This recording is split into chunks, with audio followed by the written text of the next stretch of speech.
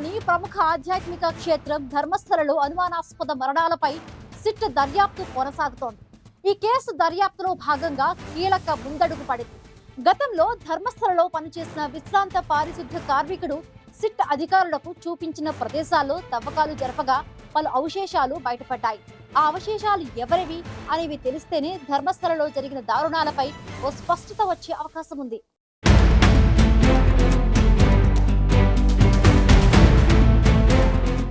అది కర్ణాటకలోని ప్రముఖ ఆధ్యాత్మిక క్షేత్రం ధర్మస్థల.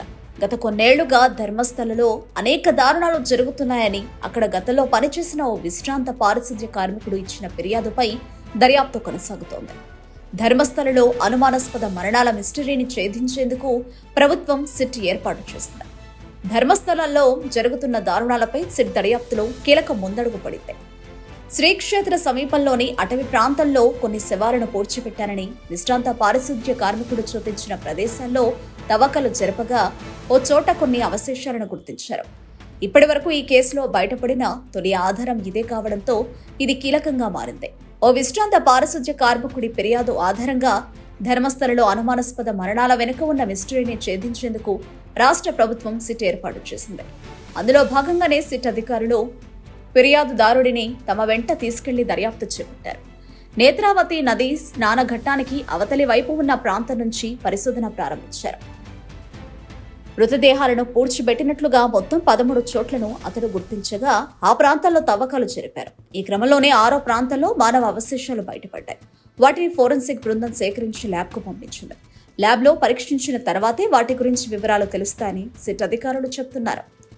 కర్ణాటకలోని దక్షిణ కన్నడ జిల్లాలో ధర్మస్థల ప్రముఖ శైవ క్షేత్రం. కర్ణాటక ప్రజలతో పాటు పొరుగు రాష్ట్రాల నుంచి ధర్మస్థలకు భారీ సంఖ్యలో ప్రజలు వస్తుంటారు. గతంలో అక్కడ పనిచేసి వెళ్లిపోయిన ఓ పారిశుద్ధ్య కార్మికుడు ఇటీవల పోలీసులకు ఫిర్యాదు చేశాడు.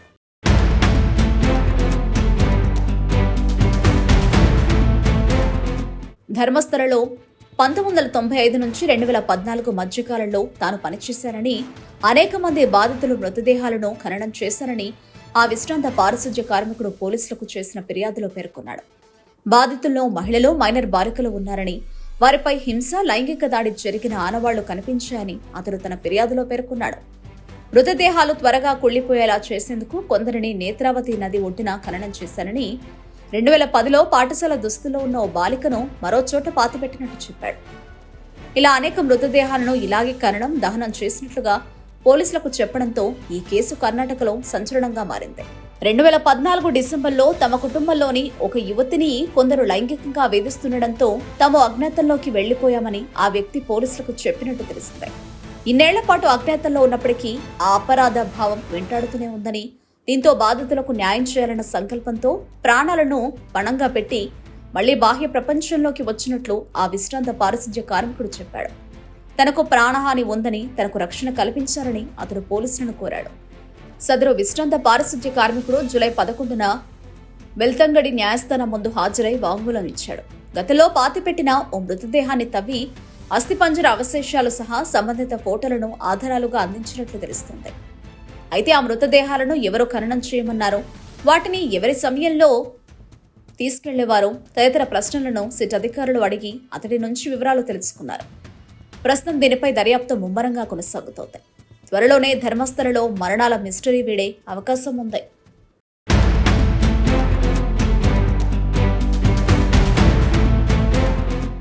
ధర్మస్థలలో అనేక మంది మహిళలు, యువతలు హత్యకు గురయ్యారని, వారి మృతదేహాలను తానే ఖననం చేశారని, వారిని హత్య చేశారని అనుమానాలు వ్యక్తం చేస్తూ ఇటీవల ఓ విశ్రాంత పారిశుద్ధ్య కార్మికుడు ఇచ్చిన ఫిర్యాదు ఆధారంగా దర్యాప్తు కొనసాగుతోంది.